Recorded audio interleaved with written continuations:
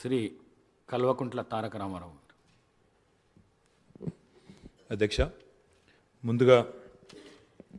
శాసనసభ అధిపతిగా ఎన్నికైన మీకు హృదయపూర్వకంగా మా పార్టీ పక్షాన, మా అందరి పక్షాన కూడా హృదయపూర్వకంగా మీకు అభినందనలు తెలియజేస్తూ, మా పార్టీ అధ్యక్షులు పెద్దలు శ్రీ కేసీఆర్ గారు వారు దురదృష్టవశాత్తు వారికి కొంత గాయమయ్యి హాస్పిటల్లో ఉన్నప్పటికీ ఎప్పుడైతే ఈ ప్రతిపాదన శ్రీధర్ బాబు గారి ద్వారా మరి వారికి వచ్చిందో వెంటనే ఒక క్షణం కూడా సంకోచించకుండా, రెండో ఆలోచన లేకుండా తప్పకుండా సహకరించవలసిందే అని చెప్పి ఏకగ్రీవంగా ఎన్నిక కావడానికి వారు మాకు ఆదేశాలు ఇవ్వడం జరిగింది. దానికి అనుగుణంగానే నిన్న మీ నామినేషన్లో కూడా మేమందరం కూడా పాల్గొనడం జరిగింది. అధ్యక్ష, మీతో వ్యక్తిగతమైన అనుబంధం కూడా నాకు చాలా ఉంది. మీరు 2009 శాసనసభకు ఎన్నికైన నాడు నేను కూడా మీతో పాటు సహచర శాసనసభ్యుడిగా ఉన్నాను. ఆనాడు తెలంగాణ ఉద్యమంలో కూడా మీరు మీ వంతు పాత్ర పోషించినారు. 2012 నుంచి 14 దాకా మీరు మంత్రిగా, ముఖ్యంగా మా శాఖకు మంత్రిగా, హ్యాండ్లూమ్స్ అండ్ టెక్స్టైల్స్ డిపార్ట్మెంట్కి మంత్రిగా మీరు పనిచేసిన క్రమంలో ఆనాడు ఒక సందర్భంలో నేను మీ దగ్గరకు వచ్చి మీరు రండి, సిరిసిల్లకి మీరు రావాలి, ఎందుకంటే రాష్ట్రం మొత్తంలోనే టెక్స్టైల్ అంటే సిరిసిల్ల కాబట్టి మీరు తప్పకుండా రావాలి అంటే మీరు కొంత సంకోచం వ్యక్తం చేసినారు మొదలు. మరి ఇప్పుడు ఉద్యమం ఉధృతంగా ఉంది, నేను మంత్రిగా ఉన్నాను, ఈ సమయంలో వస్తే ఏమైనా ఇబ్బంది ఉంటుందా అంటే లేదు, మనం కలిసే పోదామని చెప్పి ఆ రోజు మీరు రావడమే కాకుండా ఆనాడు మరి బ్రహ్మాండంగా మీరు వచ్చి అక్కడ కార్మికుల సమస్యలు విని తర్వాత చాలా సమస్యల పరిష్కారానికి మీ స్థాయిలో మీరు కృషి చేసినందుకు కూడా మీకు మనస్ఫూర్తిగా ఈరోజు మళ్ళొకసారి అభినందనలు, ధన్యవాదాలు కూడా తెలియజేస్తూ, మరి ఒక ఉన్నతమైన సాంప్రదాయానికి ఈరోజు మరి తెరదీస్తూ ఇతర పెద్దలు గౌరవనీయులు తెలంగాణ రాష్ట్రం ఏర్పడ్డ తర్వాత పెద్దలు శ్రీకొండ మధుసూనాచారి గారు, తర్వాత శ్రీ పోచారం శ్రీనివాసరెడ్డి గారు, తదనంతరం మీరు, మరి వారు ఇద్దరు కూడా నెలకొల్పిన సాంప్రదాయాలు, కాపాడిన విలువలు, వాటన్నిటిని మీరు కూడా పరిరక్షిస్తారని మనస్ఫూర్తిగా ఆకాంక్షిస్తూ మీ ఉన్నతికి మనస్ఫూర్తిగా అభినందనలు తెలియజేస్తూ, మరి ఇప్పుడే పెద్దలు ముఖ్యమంత్రి గారు, ఉప ముఖ్యమంత్రి గారు, మంత్రివర్యులు కూడా చెప్పినట్టు మరి ఈ సభ అందరి సభ, ఈ సభలో ఉండే ప్రతి సభ్యుడి యొక్క గౌరవాన్ని, ప్రతి సభ్యుడి యొక్క హక్కులను, ముఖ్యంగా ప్రజల తరపున మాట్లాడే ప్రతి నాయకుడి యొక్క, ప్రతి గౌరవ సభ్యుడి యొక్క మరి గొంతును వినిపించే విధంగా ఆ బాధ్యత మీరు తప్పకుండా సమర్థవంతంగా నిర్వహిస్తారని మనస్ఫూర్తిగా ఆశిస్తూ, మరి ఒక సామాన్య ఎంపీటీసీ పదవి నుంచి ఈరోజు శాసనసభ స్పీకర్గా ఎదిగిన మీ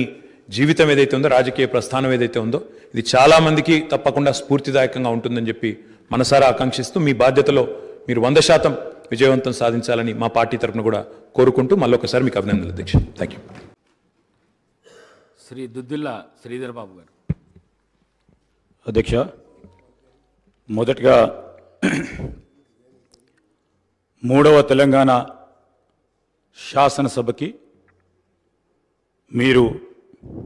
స్పీకర్గా ఎన్నిక కావటం మా అందరికీ కూడా హర్షణీయం. మీకు అభినందనలు తెలియజేస్తూ, మీకున్న అపార రాజకీయ అనుభవం, మీ రాజకీయ ప్రస్థానం మొదటగా NSUI, youth Congress, senior Congress లీడర్గా ఈరోజు పార్టీ పరంగానే కాకుండా మరి మీరు శాసనసభ్యులుగా 3వసారి ఎన్నిక కావటం, ప్రజా సమస్యలను పరిష్కార మార్గంలో పెట్టడానికి మీరు చూపెట్టిన చొరవ, మీరు తీసుకున్న అనేక ప్రోగ్రెసివ్ అడుగులు తప్పకుండా మరి ఐడియలిస్టిక్గా రాబోయే తరాలకు కూడా ఒక ఆదర్శనీయంగా ఉంటాయని, ఆ క్రమంలోనే మీరు మొదటగా ఎంపీటీసీగా, మండలాధ్యక్షులుగా, దాని తదుపరి శాసనసభ్యుడిగా, చైర్మన్గా, మరి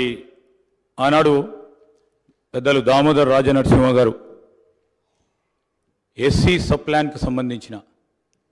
ఒక ప్రధానమైన విధానపరమైన నిర్ణయం దేశ చరిత్రలో నిలిచిపోయే ఆ నిర్ణయంలో ప్రధాన భాగస్వాములుగా మీరు నిలవటం, ఆ క్రమేణా మీరు ప్రజా జీవితంలో ప్రజా సంక్షేమము, అదేవిధంగా ప్రజలకు దగ్గరగా ఉండాలని, ఓడినా నేను మీకున్నానని ఒక ధైర్యాన్ని ఇచ్చి ముందుకు నడిపిన వైనాన్ని ఈరోజు గుర్తు తెచ్చుకుంటూ, మరి మీరు మంత్రిగా హ్యాండ్లూమ్స్ అండ్ టెక్స్టైల్స్కి సంబంధించి ఉమ్మడి ఆంధ్రప్రదేశ్ రాష్ట్రంలోనే ఆనాడు ఎయిర్పోర్ట్స్లో కానీ రైల్వే స్టేషన్స్లో కానీ కాలేజీలో కానీ బస్ స్టాండ్స్లో కానీ మీరు హ్యాండ్లూమ్స్ను ఎంకరేజ్ చేయాలని ప్రోత్సాహం చేయాలని స్టాల్స్ పెట్టడం, ఆ క్రమంలో హ్యాండ్లూమ్స్ అండ్ టెక్స్టైల్స్కి సంబంధించిన వారన్నిటిని కూడా ఆదుకోవాలనే మీ ప్రధానమైన ఉద్దేశాన్ని ఈ సందర్భంలో మరి జ్ఞప్తికి తీసుకొస్తూ రాబోయే కాలంలో కూడా మరి ఇప్పటివరకు కూడా ఒక మంచి సాంప్రదాయాన్ని 3వ శాసనసభకు సంబంధించి తెలంగాణ శాసనసభకు సంబంధించి ఒక మంచి సాంప్రదాయాన్ని ఏర్పాటు చేయాలని సభానాయకులు మరి ముఖ్యమంత్రి గారు ప్రతిపాదించిన మీ అభ్యర్థిత్వాన్ని మేము కోరగానే టీఆర్ఎస్ పార్టీ వారు కానీ, అదేవిధంగా ఎంఐఎం పార్టీ వారు కానీ, అదేవిధంగా ఈరోజు బీజేపీ పార్టీ వారు కానీ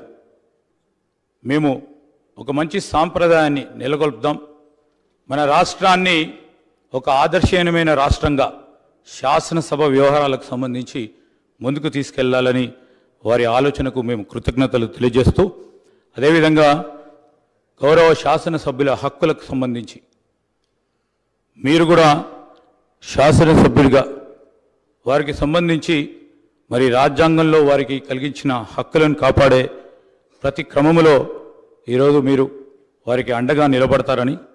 ఈ హౌస్ను కూడా సజావుగా నడపడానికి